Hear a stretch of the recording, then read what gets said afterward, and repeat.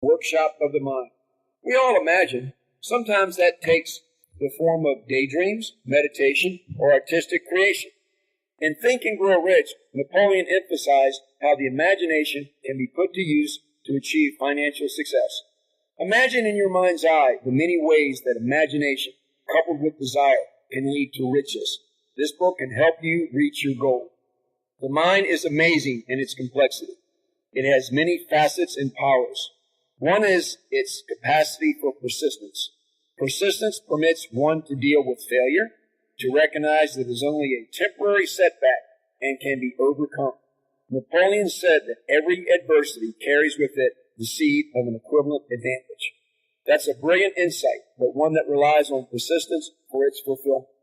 In these excerpts from Think and Grow Rich, Napoleon sets forth how persistence can be developed and how the lack thereof can be recognized and overcome.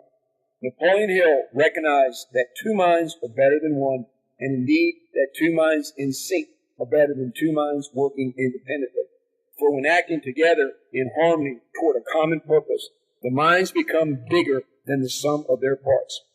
This is yet another fascinating truth about the power of the mind that is explained in Think and Grow Rich. Henry Ford and Mahatma Gandhi are two men who recognized and used the mastermind principle to achieve virtually unimaginable goals, and their stories appear in this book. Napoleon also recognized the power of the mind to overcome the debilitating effects of fear. His famous explanation of how to outwit the 6 ghosts of fear concludes this special edition, for it shows how the mind can not only achieve monetary success through the use of desire, imagination, persistence, and the mastermind principle, but also produce lasting happiness and peace of mind by overcoming the fears that can plague all of us. The Napoleon Hill Foundation is proud to present these profound and essential truths about the power of the mind that appear in Think and Grow Rich. Many people tell us that this is the most influential book they have ever read, aside perhaps from their scriptures. We hope you will agree and benefit from the timeless treasures in this magnificent book. Don N. Green, Executive Director and Trustee of the Napoleon Hill Foundation. Well, what I'm going to try to do now is just hit a couple chapters here and give you some of the points that are outlined here. And let me tell you, I'm not going to editorialize too much or make very many comments because I'm reading from the greatest master of them all on personal success, philosophy of success. He invented it. And but I do want to clarify one thing that may or may not come out in some of the things I read. The title, Think and Grow Rich, a lot of people don't read this book because they think it's about money. Well, when I talked to Don Green this morning and thanked him and told him how I was so blessed that I met him and got turned on to Napoleon Hill at such an early age, thanked him for the book, he told me that, a lot of people don't understand. Being rich is not just about money. In fact, money is just a small component of it. As you read Napoleon Hill, you will start to understand what a richer, fuller life is, and it follows right along with the principles of the Bible for the riches and the abundance of the Lord. So let me just start to do this now. In reading in the first chapter on desire, it's going to give you the method by which desire for riches can be transmuted into its financial equivalent consists of 6 definite practical steps. First, fix in your mind the exact amount of money you desire. It is not sufficient merely to say, I want plenty of money. Be definite as to the amount. Second, determine exactly what you intend to give in return for the money you desire. There is no such reality as something for nothing. Third, establish a definite date when you intend to possess the money you desire. Fourth, create a definite plan for carrying out your desire and begin at once, whether you are ready or not to put this plan into action. Fifth, write out a clear, concise statement of the amount of money you intend to acquire. Name the time limit for its acquisition. State what you intend to give in return for the money, and describe clearly the plan for which you intend to accumulate it. Sixth, read your written statement aloud, twice daily, once just before retirement at night and once after arising in the morning. Wow. Yeah, that's some pretty strong advice. So when you get down here, definite of purpose, the definition that he's got in this chapter is, definite of purpose is the knowledge of what one wants and a burning desire to possess it. That's pretty strong stuff. From the chapter on imagination goes into ideas. I'm going to just read a little excerpt here that I find very interesting. Ideas are intangible forces. but they have more power than the physical brains that gave birth to them. They have the power to live on after the brain that creates them has returned to dust. For example, take the power of Christianity.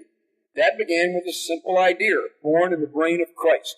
Its chief tenet was, do unto others as you would have others do unto you. Christ has gone back to the source from which he came, but his idea goes marching on. Someday it may grow up and come into its own. Then it will have fulfilled Christ's deepest desire. The idea has been developing only 2,000 years. Give it time. I really like that. He's just said something really, really very briefly there that you got to have patience. Along with all these other things that we're doing, you better have patience. Okay, so let me continue here with the next part that I want to give to you. This next part is going to be one of my favorite parts that I want to bring to you. It's chapter 3, the sustained effort necessary to produce success. It's about persistence. And perseverance is one of my strongest suits. I just sort of hang in there and just keep knowing that everything's going to move forward. I've learned not to kick myself too hard, but I have faith, and I know that the Lord's going to take care of me. So I'm going to read this a lot out of this next chapter because I think it's critically important. Persistence is an essential factor in the procedure of transmuting desire into its monetary equivalent. The basis of persistence is the power of will. The majority of people are ready to throw their aims and purposes overboard and give up at the first sign of opposition or misfortune. A few carry on despite all opposition until they attain their goal. These few are the Fords, Carnegies, Rockefellers, and Edisons. Persistence is a state of mind. Therefore, it can be cultivated. Like all states of mind, persistence is based upon definite causes. Among them, these. 1. Definiteness of purpose. Knowing what one wants is the first and perhaps the most important step toward the development of persistence. A strong motive forces one to surmount many difficulties. 2. Desire. It is comparatively easy to acquire and to maintain persistence in pursuing the object of intense desire. 3. Self-Reliance. Belief in one's ability to carry out a plan encourages one to follow the plan through with persistence. 4. Definiteness of plans. Organized plans, even though they may be weak and entirely impractical, encourage persistence. 5. Accurate knowledge. Knowing that one's plans are sound, based upon experience or observation, encourages persistence. Guessing instead of knowing destroys persistence. 6. Cooperation. Sympathy, understanding, and harmonious cooperation with others tend to develop persistence. 7. Willpower. The habit of concentrating one's thoughts upon the building of plans for the attainment of a definite purpose leads to persistence. 8. Habit. Persistence is the direct result of habit. The mind absorbs and becomes a part of the daily experiences upon which it feeds. Fear, the worst of all enemies, can be effectively cured by forced repetition of acts of courage. Everyone who has seen active service in war knows this. I'm going to immediately follow up with the next section of the book, which describes symptoms of lack of persistence. 1. Failure to recognize and to clearly define exactly what one wants. 2. Procrastination, with or without cause, usually backed up with a formidable array of alibis and excuses. 3. Lack of interest in acquiring specialized knowledge. 4. Indecision, the habit of passing the buck on all occasions instead of facing issues squarely, also backed by alibis. 5. The habit of relying upon alibis instead of creating definite plans for the solution of problems. 6. Self-satisfaction. There is but little remedy for this affliction and no hope for those who suffer from it. 7. Indifference, usually reflected in one's readiness to compromise on all occasions rather than meet opposition and fight it. 8. The habit of blaming others for one's mistakes and accepting unfavorable circumstances as being unavoidable. 9. Weakness of desire, due to neglect in the choice of motives that impel action. 10. Willingness, even eagerness, to quit at the first sign of defeat. 11. Lack of organized plans, placed in writing where they may be analyzed. 12. The habit of neglecting to move on ideas or to grasp opportunity when it presents itself. 13. The habit of compromising with poverty instead of aiming at riches. General absence of ambition to be, to do, and to own. 14. Wishing instead of willing. 15. Searching for all the shortcuts to riches, trying to get without giving a fair equivalent. usually reflected in the habit of gambling, endeavoring to drive sharp bargains. 16. Fear of criticism, failure to create plans and to put them into action because of what other people will think, do, or say. This enemy belongs at the head of the list because it generally exists in one's subconscious mind. I'm going to continue reading this next part because I want each of you to think, does this apply to you? Is this your life? Let us examine some of the symptoms of the fear of criticism. The majority of people permit relatives, friends, and the public at large to so influence them that they cannot live their own lives because they fear criticism. Huge numbers of people make mistakes in marriage, stand by the bargain, and go through life miserable and unhappy because they fear criticism which may follow if they correct the mistake. Anyone who is submitted to this form of fear knows the irreparable damage it does by destroying ambition, self-reliance, and the desire to achieve. Millions of people neglect to acquire belated education after having left school because they fear criticism. Countless numbers of men and women, both young and old, permit relatives to wreck their lives in the name of duty because they fear criticism. Duty does not require any person to submit to the destruction of his personal ambitions and the right to live his own life in his own way. People refuse to take chances in business because they fear the criticism which may follow if they fail. The fear of criticism in such cases is stronger than the desire for success. Too many people refuse to set high goals for themselves or even neglect to select a career because they fear the criticism of relatives and friends who may say, "Don't aim so high, people will think you're crazy." The only breakthrough anyone can afford to rely upon is a self-made break. These come through the application of persistence. The starting point is definiteness of purpose. Today I really want to concentrate on this section on persistence, which is perseverance. How to develop persistence. There are 4 simple ways which lead to the habit of persistence. They call for no great amount of intelligence, no particular amount of education, but little time or effort. The necessary steps are: 1.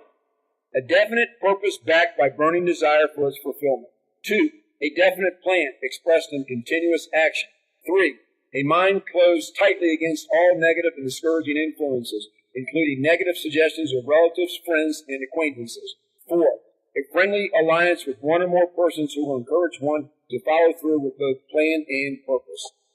There's a quote sitting right here that I want to read to you. Most people have achieved their greatest success just one step beyond their greatest failure. That's a Napoleon Hill quote.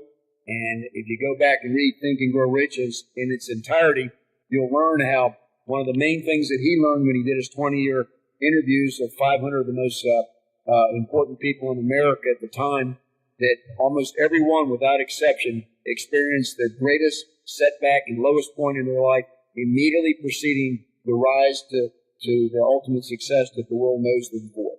That's a very important point. So if you're down, don't worry about it. Everybody else has been down too, but they had the will, the perseverance, the desire to overcome their obstacles and come out of it.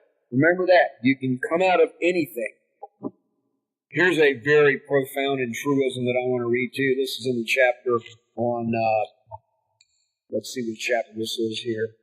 The Power of the Mastermind. It's, anyone can wish for riches, and most people do, but only a few know that a definite plan plus a burning desire for wealth are the only dependable means of accumulating wealth. I'm going to move to chapter 5 now on how to outwit the 6 ghosts of fear. The 6 basic fears that Napoleon Hill details are the fear of poverty, the fear of criticism, the fear of ill health, the fear of loss of love of someone, the fear of old age, and the fear of death. Well, the fear of poverty is considered to be the worst one of them all, and let me read some of that. The fear of poverty.